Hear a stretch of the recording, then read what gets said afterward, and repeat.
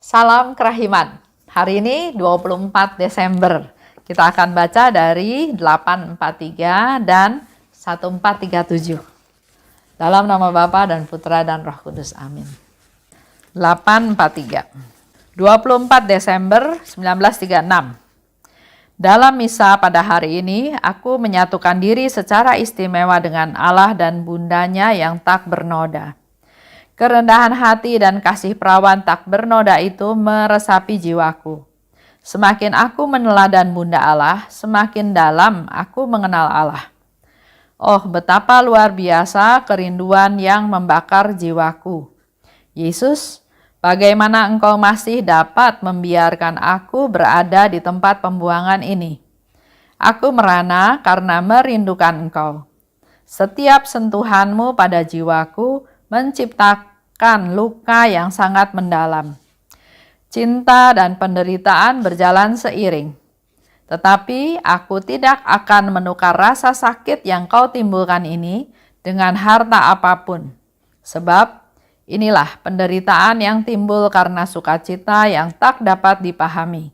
Dan luka-luka jiwa ini disebabkan oleh suatu tangan yang penuh kasih. 1437. Malam Natal 1937. Sesudah komuni kudus, Bunda Allah membuatku merasakan kecemasan yang ia rasakan dalam hati demi Putra Allah. Tetapi kecemasan ini diresapi dengan harumnya penyerahan diri kepada kehendak Allah, maka aku lebih senang menyebut kecemasan itu sebagai sukacita. Aku memahami bagaimana jiwaku harus menerima kehendak Allah dalam segala sesuatu. Sayang sekali aku tidak dapat menuliskannya sebagaimana aku mengalaminya.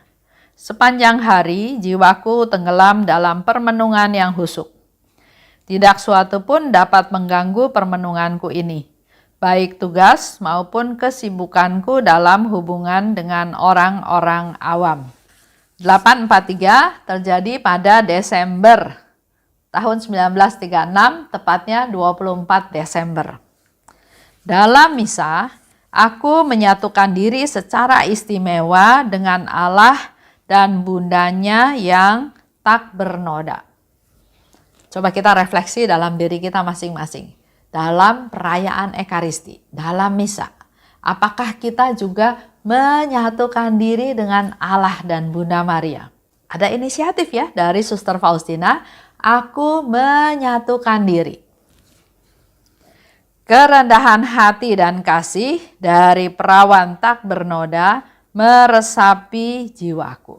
Karena dia bersatu dengan Allah, dia bersatu dengan Bunda Maria, maka dia bisa meresapi apa yang dirasakan oleh Bunda Maria. Apa yang ada dalam pribadi Bunda Maria, yaitu kerendahan hati dan kasih. Karena di sana dikatakan oleh Suster Faustina, semakin aku meneladan Bunda Allah, semakin dalam aku mengenal Allah. Ini bisa menjadi praktek buat kita juga ya, untuk semakin kenal Allah, maka mari kita semakin meneladan Bunda Allah. Hening, diam, tersembunyi, rendah hati, enggak macam-macam, peduli pada orang lain, dia mendidik anaknya dengan sangat baik, dia enggak komplain, dia enggak meminta haknya, dia betul-betul orang yang sangat rendah hati. Sehingga dikatakan oleh Suster Faustina, semakin dalam aku mengenal Allah, kalau aku semakin meneladan Bunda Allah. Ada kerinduan yang membakar jiwaku. Yesus, bagaimana Engkau masih dapat membiarkan aku berada di tempat pembuangan ini? Itu ungkapan yang dikatakan oleh Suster Faustina kepada Yesus. Karena Yesus tahu kerinduan dari Suster Faustina untuk bersatu dengan Yesus. Yesus tahu.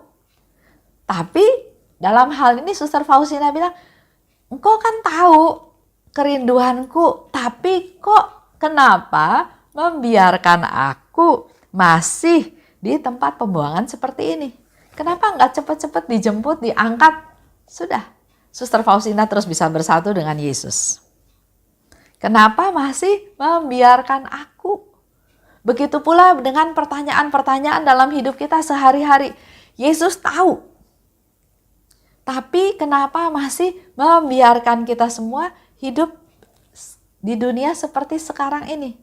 Dengan keadaan rumah tangga yang mungkin enggak harmonis, yang mungkin berantakan, yang mungkin keadaan keuangan bermasalah, yang mungkin dalam posisi yang sangat-sangat rendah, sangat jatuh, yang mungkin sedang krisis kepercayaan, atau banyak hal ya yang kita hadapi, kita sedang hadapi. Padahal Tuhan tahu. Dan seolah-olah membiarkan hal itu terjadi. Kita sebagai orang beriman, kita harus tetap percaya bahwa Tuhan punya rencana. Sama seperti Suster Faustina juga. Sudah tahu kerinduan saya, kok kamu masih membiarkan saya di tempat pembuangan seperti ini? Kan harusnya segera ambil saya. Saya nggak usah menderita lagi, katanya ya. Karena Suster Faustina sadar, Suster Faustina juga tahu waktunya belum tiba. Begitu pula dengan kita semua. Waktunya belum tiba. Jadi yang harus dilakukan adalah jalani. Jalani dengan mengandalkan Tuhan, dengan berdoa pada Tuhan, dengan mohon kekuatan dari Tuhan. Sakit yang menahun, memang gak enak ya. Tapi coba kita lihat sisi positifnya. Pasti ada hal-hal yang mau Tuhan sampaikan dalam peristiwa tersebut. Seperti saya pernah kasih contoh ya. Ada suami istri yang hidupnya terpisah. Tapi setelah istrinya tahu bahwa suaminya kena stroke dan tidak ada yang urus, istrinya menjemput suaminya kembali untuk diurus, dipelihara sampai akhirnya dia meninggal. Pernah juga ada satu cerita, suami istri juga, suaminya itu tukang judi. Sampai akhirnya membuat rumahnya itu dijadikan suatu taruhan dan ternyata kalah. Sehingga mereka sekeluarga harus keluar dari rumah itu karena rumahnya dijadiin taruhan. Si istri itu marah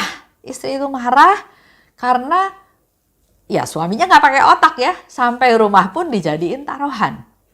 Terjadi perpisahan, jadi hidup masing-masing, si istri berjuang membesarkan anak-anaknya.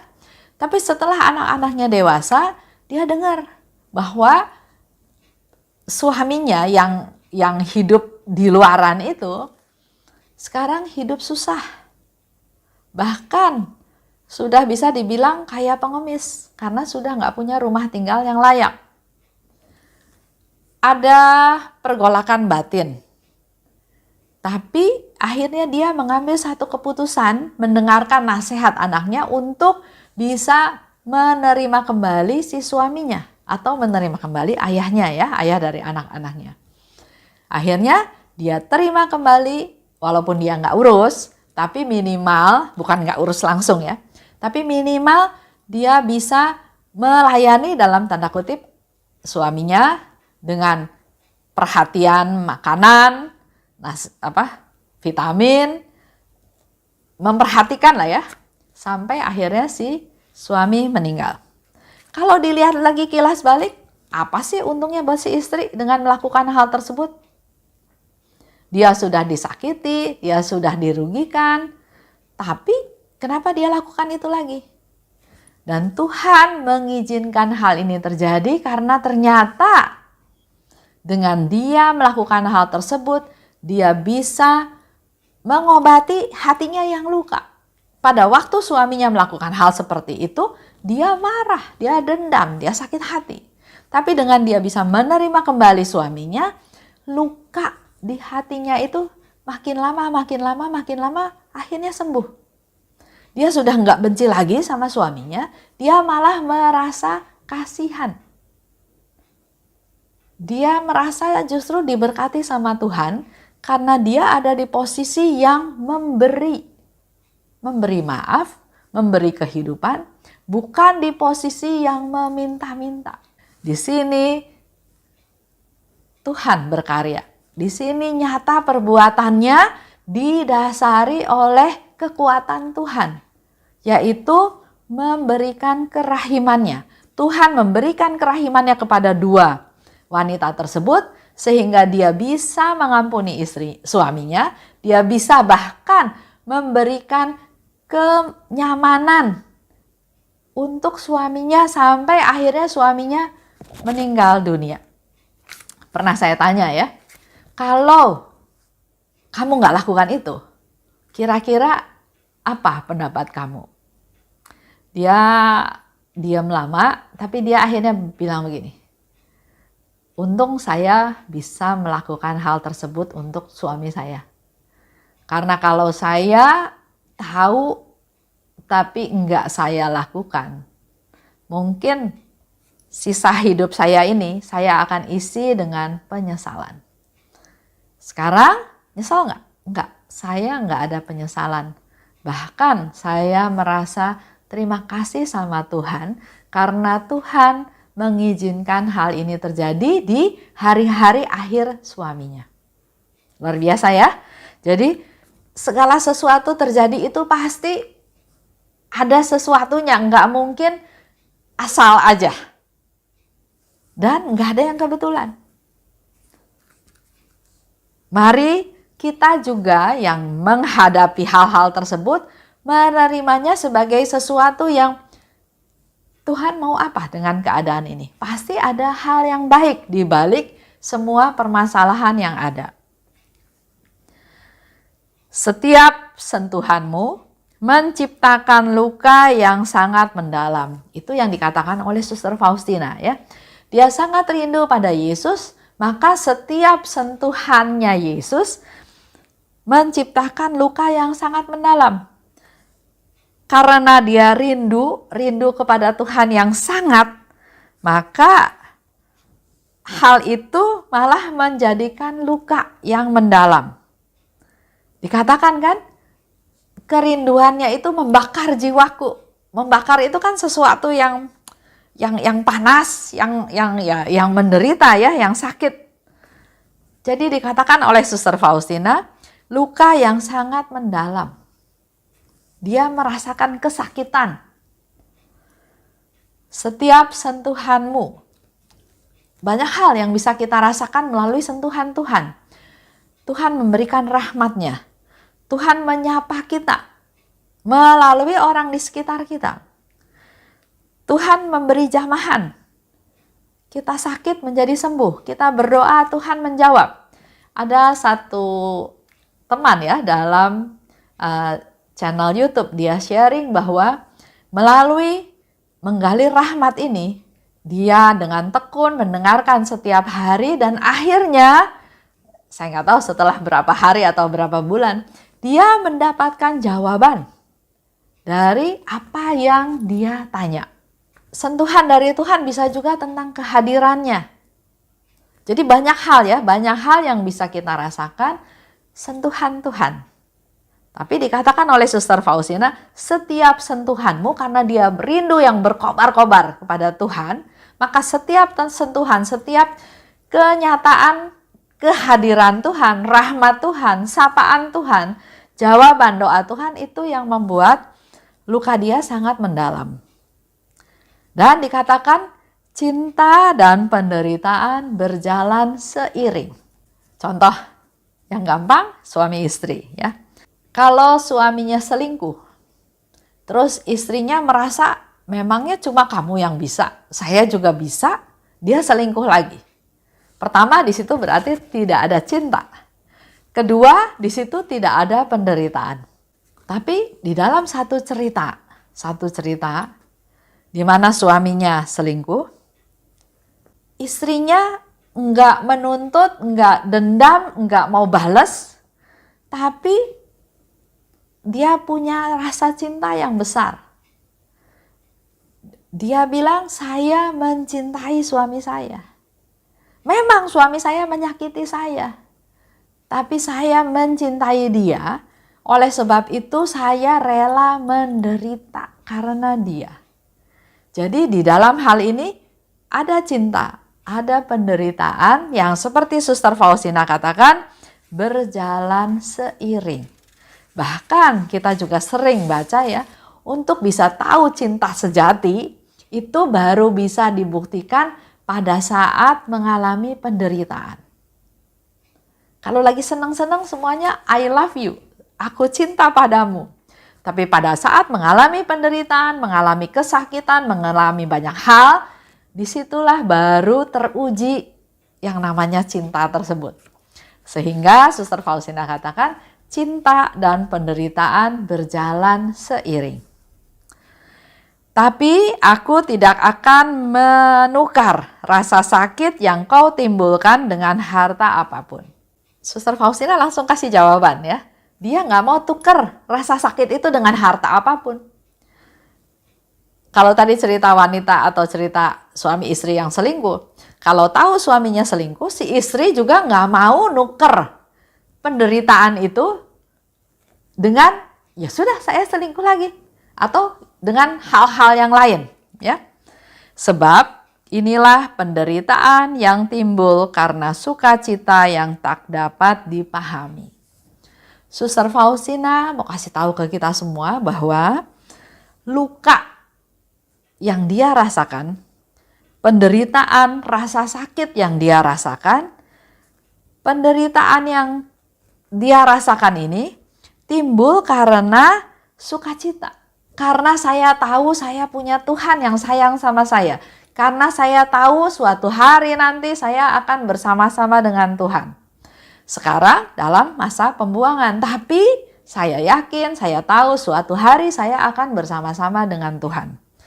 Jadi penderitaan yang dia alami ini adalah suatu sukacita yang tidak dapat dipahami.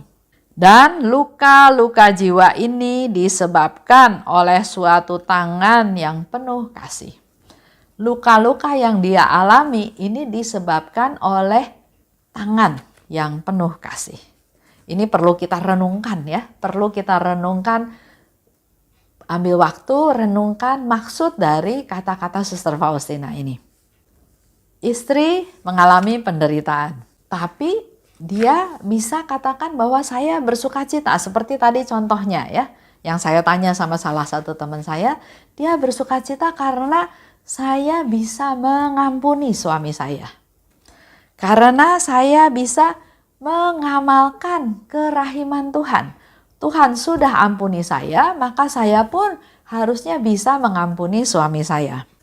Dan hal yang lain dikatakan juga di sini bahwa saya bisa memberi maaf, bisa memberi ampun, bisa memberi kerahiman, karena artinya saya sudah menerima kerahiman Allah lebih dahulu. Makanya saya bisa memberi. Jadi itu ada sukacita yang dia bisa rasakan. Dari semua cerita ini kita bisa simpulkan beberapa hal. Pertama, Tuhan izinkan itu terjadi. Kedua, Tuhan memberi rahmat kepada kita.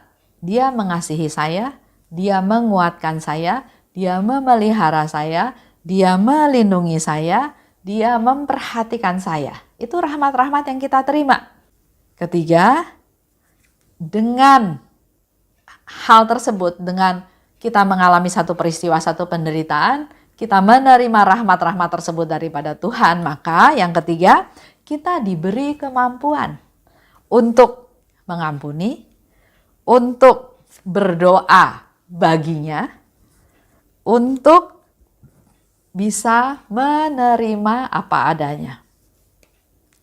Saya bersukacita walau ada penderitaan, karena luka-luka ini disebabkan oleh tangan yang penuh kasih. Di 1437 malam Natal 1937. Setelah komuni kudus, Bunda Allah membuatku merasa kecemasan yang ia rasakan dalam hati demi Putra Allah. Jadi sekarang Bunda Allah yang cerita kepada Suster Faustina bahwa dia merasa kecemasan yang dia rasakan ya demi Putra Allah. Kecemasan yang diresapi dengan harumnya penyerahan diri pada kehendak Allah.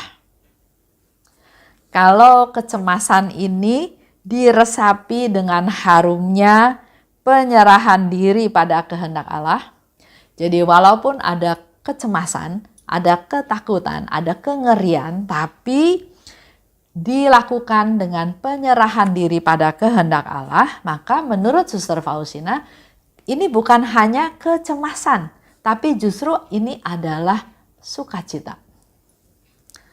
Bagaimana jiwaku harus menerima kehendak Allah dalam segala sesuatu.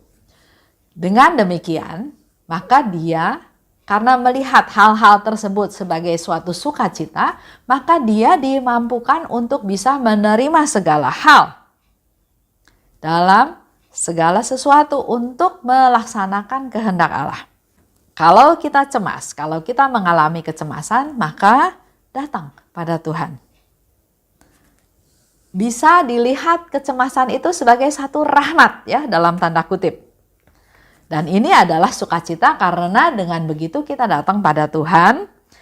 Semua yang mendekatkan saya pada Allah itu adalah rahmat. Jadi kalau kita mengalami kecemasan, jangan kecemasan titik. Saya cemas, saya khawatir, saya takut, saya susah. Tapi justru melalui kecemasan ini kita datang pada Tuhan, kita memperoleh rahmat daripada Tuhan, kita jadi makin dekat dengan Tuhan. Jadi kecemasan ini adalah suatu rahmat. Kesimpulannya, masalah, cemas, khawatir juga dialami oleh Bunda Allah. Contoh, dia belum menikah, tapi kata malaikat, engkau akan mengandung. Kedua, Yesus baru lahir, ada pengumuman pembunuhan bayi-bayi sehingga dia harus ngungsi ke Mesir. Bunda Maria juga memperhatikan Yesus di jalan salib dengan segala kepayahannya, penderitaannya. Ada kekhawatiran, ada kecemasan. Apa yang dirasakan, penderitaan apa, apakah dia akan bisa terus bertahan dengan segala macam siksaan dan lain-lain. Mari kita juga serahkan semua masalah pada Tuhan. Bukan dengan pikiran sendiri untuk atasi masalah-masalah tersebut, tapi mengandalkan Tuhan. Kalau kita mengandalkan Tuhan, maka kecemasan itu akan menjadi sukacita. Itu aja, tanggal 24 Desember. Besok kita akan merayakan Natal, merayakan kelahiran Tuhan kita Yesus Kristus. Maka mari kita menyerahkan semua permasalahan kita pada Tuhan. Dalam nama Bapa dan Putra dan Roh Kudus, amin. Allah Bapa yang maha baik, terima kasih atas segala kasih karunia-Mu yang Kau berikan pada kami. Khususnya pada hari ini kami mendapatkan rahmat yang luar biasa daripada-Mu Tuhan. Kami mau serahkan kecemasan kami, kekhawatiran kami, kegalauan kami, kegagalan, keputusasaan, penderitaan-penderitaan, sakit penyakit ke dalam tangan pemeliharaan-Mu saja Tuhan. Biarlah melalui apa yang kami alami, kami menjadi semakin dekat kepada-Mu dan memperoleh rahmat-rahmat yang kami butuhkan daripada-Mu.